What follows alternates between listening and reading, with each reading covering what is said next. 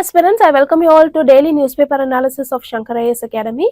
Today's date is 29th of March 2025. Displayed here are the list of articles that we are going to discuss today. In this first article, we will be discussing about the newly brought draft telecommunication bill, rules 2025. And in the second article, we will be discussing about a frog, a very rare species in South America. And in the third article, we will be discussing about Vikramshila University, which is a very ancient university. And in the fourth article, we will be discussing about GSAT 18 and Public Accounts Committee. So without any delay, let us get into the article discussion. Now look at this news article. Recently, our government has brought in the draft telecommunication standards, conformity assessment and certification rules 2025. So from the prelims perspective, we have to learn about what are all the key changes that has been brought in. So this particular topic, it can be asked in the prelims as well as mains. In prelims, it can be asked under Indian polity and governance, and GS paper 3 in mains, it will be asked under IT, space and computers. So we shall start with what are all the key changes. So it actually revises and streamlines the framework for standardization and certification of telecommunication equipments. So this particular rules has been brought in to standardize, bringing a standard rules and regulations for and certification for the use of any kind of telecommunication equipments.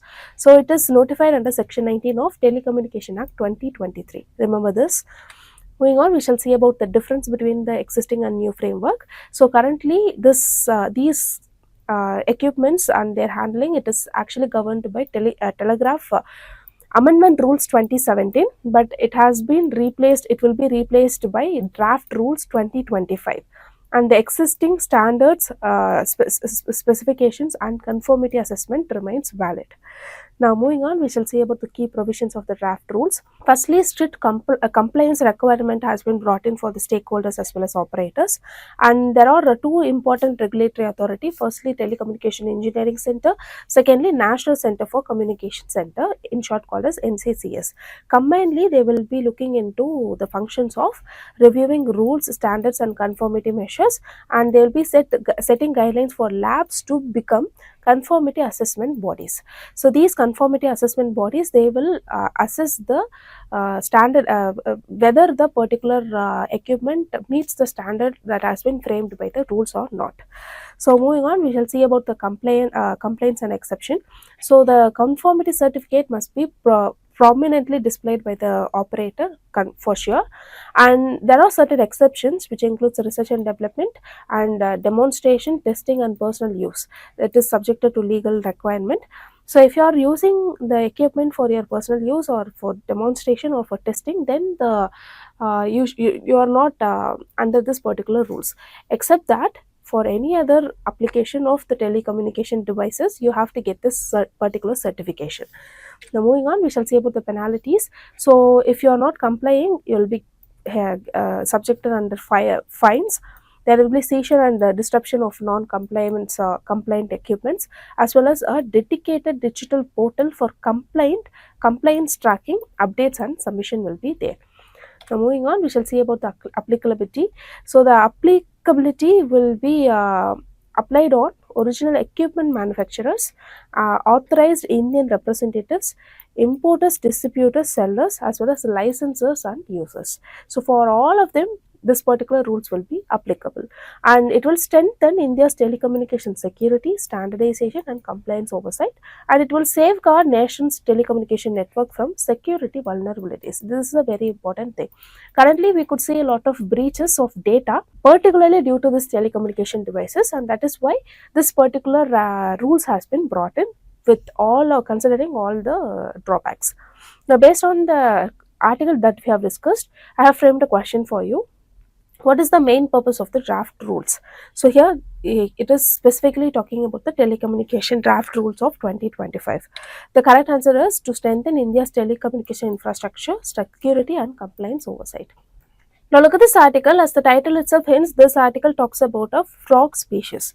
After 120 years, it has reappeared, and this rare species has resurfaced in South America.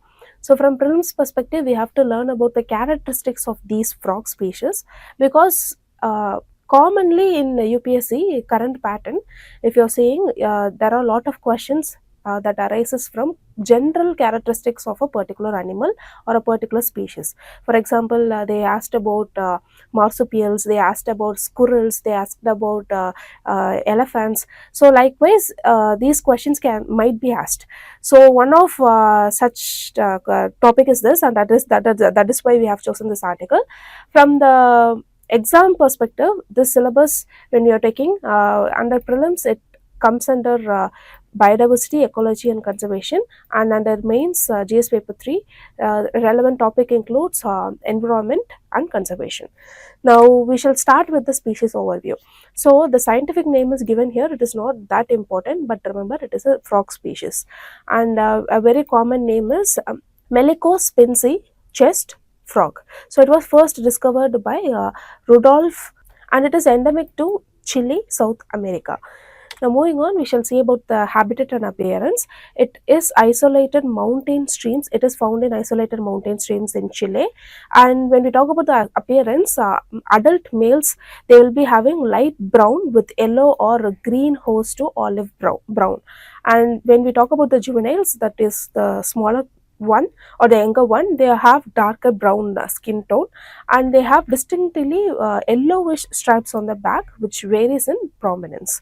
So these are all the very basic appearance characteristics. Talking about the genetic and conservation insights, so genetically they are closely related to a frog species found in Argentina. And talking about their conservation category, they have been downgraded from critically endangered to endangered, which means a lot of conservation is required for this particular species. Now moving on, we shall see about the threats for their survival. Firstly, deforestation. So due to deforestation, their natural habitat has been lost. Secondly, expansion of the livestock grazing. So what happens during livestock grazing is the spreading of forest itself will diminish, because these livestock, they only feed on the crops that are accessible to their height. So this leads to habitat destruction without even knowing. Similarly, invasive species, a lot of invasive species that has been newly introduced into the environment poses a threat to the natural habitat for the species. So this leads to increase in predator on tadpoles. So the population of this particular frogs is automatically controlled. And finally, climate change, temperature variation affecting the breeds as well as survival. A very good example for temperature affecting breeding is, you can take olive ridley turtles. So they will be they will be burying a very big, they will be digging a very big hole, and they will be burying their eggs under the hole. So based on the temperature surrounding that hole, only the sex of that particular egg will be determined. So likewise, this particular species survival is also based on temperature, and their breeding is also based on temperature. Now moving on, we can see about the conservation measures that has been taken. Firstly, for protecting the habitat, a lot of legal safeguards should be brought in, particularly in that country. And we have to bring in a lot of control over invasive species, and for that we have to manage introducing a taunt population. And thirdly, we have to bring in a lot of climate adaptation strategies. So this will help in conservation breeding and habitat restoration as well. And finally, we have to bring in global collaboration. This can be done by initiating research and funding for amphibian conservation. So because these amphibian conservation is the least concern when it comes to the species control or conservation. So we have to give a more focus with collaboration. So based on the topic discussed, I have just framed a question for you. Here the correct answer for the particular question is option D, all the above. Now look at this article. This article talks about Vikramshila University. Now currently it is in news because after a decade of restoring a very important ancient university in Rajgir, which is named as Nalanda University, currently this Vikramshila University is also getting a glow. So that is why it has made news. From the prelims perspective, knowing about the exact location, who established it, and what led to its ruin is very important. So we shall see that in this news article discussion. Before that, we have to see about the syllabus of this article. So from the prelims perspective, it will be asked under history. From the mains perspective, it will be asked under art and culture. So here there are certain ancient universities that you have to remember. Remember the map. So it will be easier for you to recall during the examination.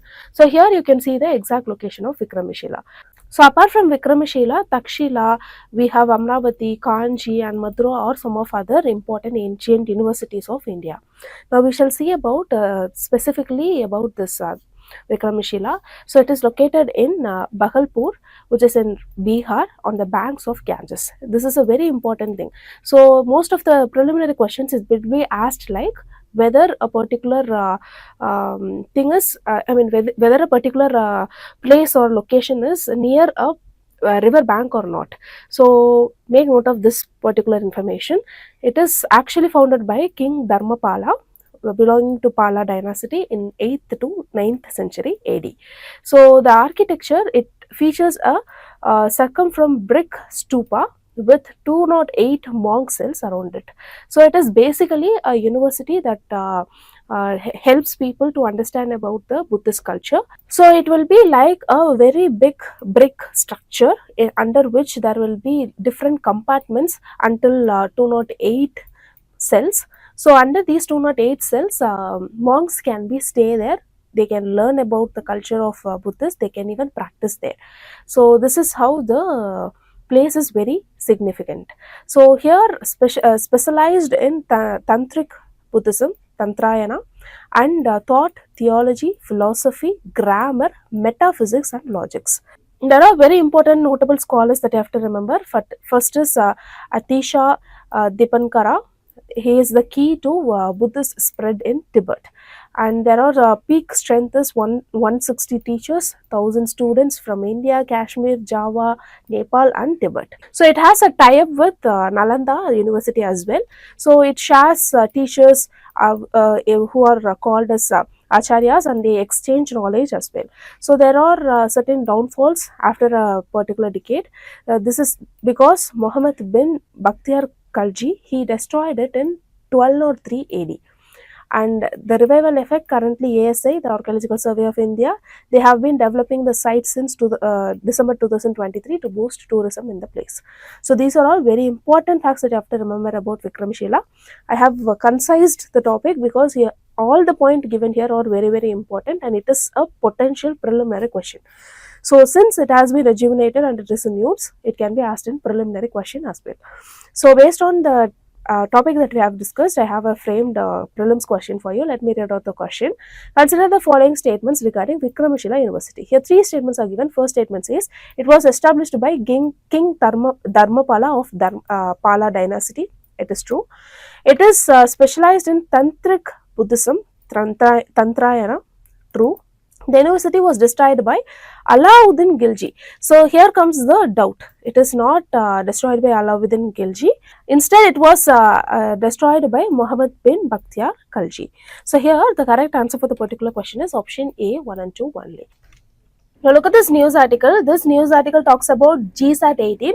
Now currently GSAT 18 is in news because Public Accounts Committee has asked government to reduce the avoidable expenses when it comes to this particular satellite.